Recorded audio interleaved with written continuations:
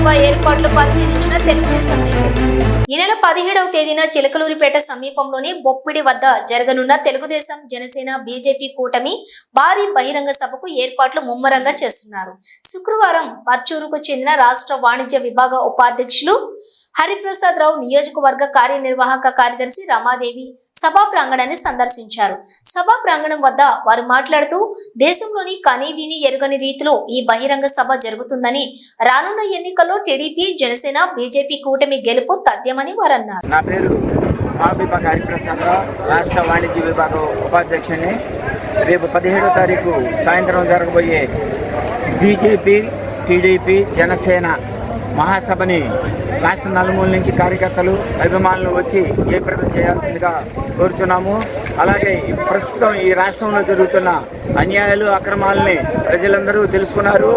మనం మూకుమ్మడిగా ఒక ఎన్డీఏకి సపోర్ట్ ఇస్తూ కేంద్ర రాష్ట్ర మనం సహకారంతో రేపు రాబోయే రోజుల్లో అమరావతిని, అలాగే పోలవరంని, రాష్ట్రాన్ని పురోభివృద్ధి చెందడానికి గాను ఈ సభ ఏర్పాటు చేయడం అనేది రాబోయే రోజుల్లో జగన్ గారికి ఓటు ద్వారా బుద్ధి చెప్పి మనం ఆయన్ని గద్దెదించాలని కోరుకుంటూ సెలవు తీసుకుంటాం.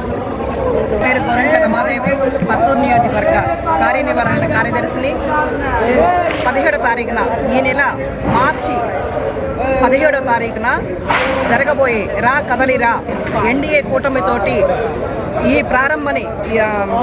సభని ప్రారంభిస్తున్న సందర్భంగా టీడీపీ, జనసేన, బీజేపీ పొత్తుల్లో భాగంగా 17వ తారీఖున మన ప్రముఖ నాయకులు, ప్రధానమంత్రి గారు చంద్రబాబు నాయుడు గారు, పవన్ కళ్యాణ్ గారు, ఇంకా ఎంతో పెద్ద పెద్ద నాయకులు వస్తున్నారు. కాబట్టి ప్రతి ఒక్కరూ బీజేపీ, జనసేన, టీడీపీ కార్యకర్తలు అందరూ వచ్చి ఈ సభని జయప్రదం చేయాల్సిందిగా కోరుకుంటున్నాము.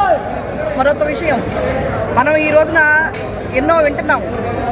65 మంది కలిసి నన్ను ఓడించాలని చూస్తున్నారు అని ప్రగల్భాలు పలుకుతున్న ఈ సైకో జగన్ రెడ్డిని దించడానికి దొంగోడు ఒక్కడే వస్తాడు, పట్టుకోవటానికి వేల సంఖ్యలో వస్తారు.